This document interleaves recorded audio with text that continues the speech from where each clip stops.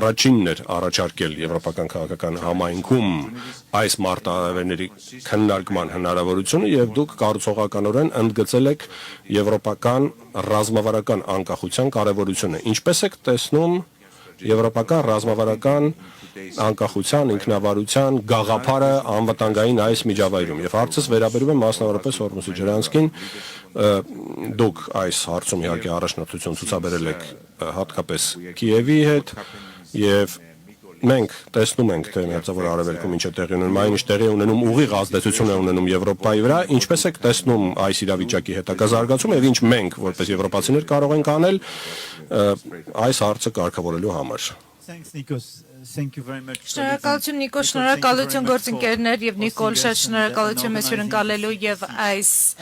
եվրոպական քաղաքական համայնքի գագաթն ժողովը հյուրընկալելու համար։ Ես կարծում եմ, որ երբ մենք խոսում ենք ռազմավարական ինքնավարության մասին, Մարկը շատ լավ ձևակերպեց դա իր ելույթում, որտեղ ներկայացնում էր ոլորտները կետարկետ, որտեղ մենք խոսում ենք ռազմավարական ինքնավարության մասին, որովհետեւ այստեղ միայն անվտանգության պաշտպանության մասին չէ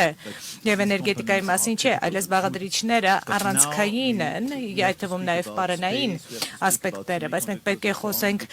տիեզերքի, ինչպես նաև կիսահաղորդիչների մասին, որովհետև անհրաժեշտ է ապահովել կայուն ռազմավարական ինքնավարություն եւ պաշտպանության ոլորտում, որովհետև երբ մենք խոսում ենք օրինակ կիսահաղորդիչների մասին, եթե դու կախվածություն ունես այլ երկրներից,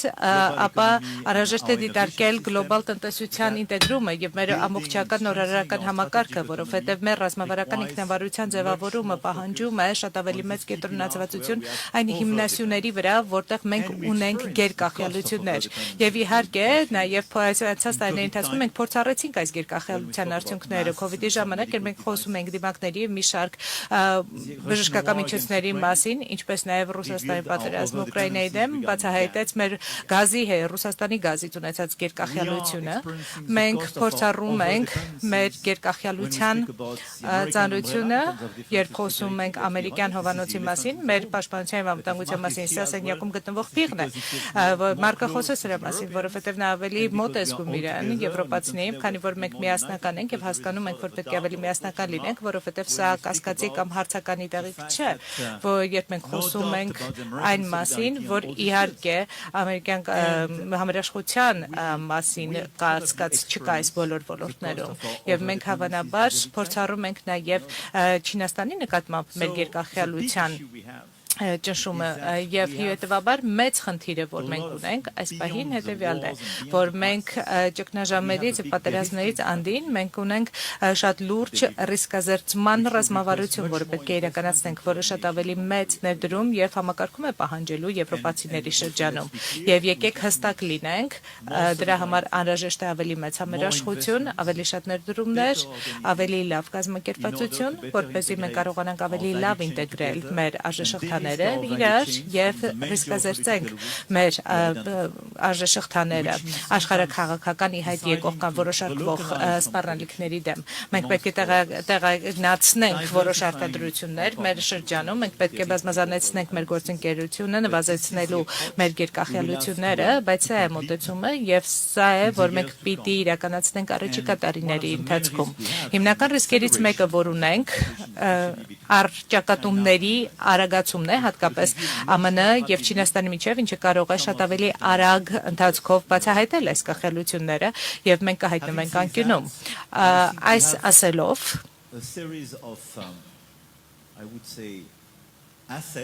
կարծում եմ մենք ունենք մի շարք ակտիվներ, առավելություններ, որոնք մենք ամենայն հավանականությամբ թերագնահատել ենք եւ սրանք հիմնական կապերն են, որոնք աշխարհագրականից անդին են եւ իսկապես կարծում եմ, որ ժողովրդավարությանը ուղղված մեր հավատամքը,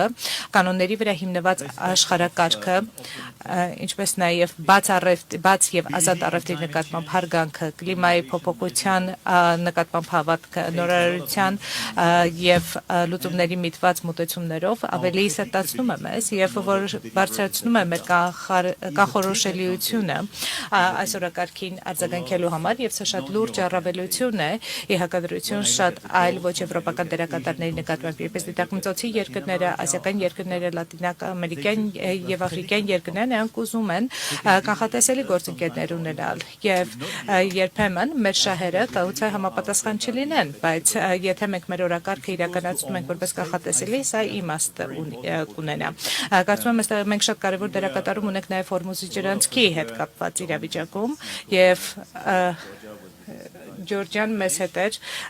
երբ մենք կազմակերպեցինք մեր այս վերջին հանդիպումը, մենք շատ ասիական եւ աֆրիկյան երկրներ ունենք եւ ծոցի երկրներ ունենք եւ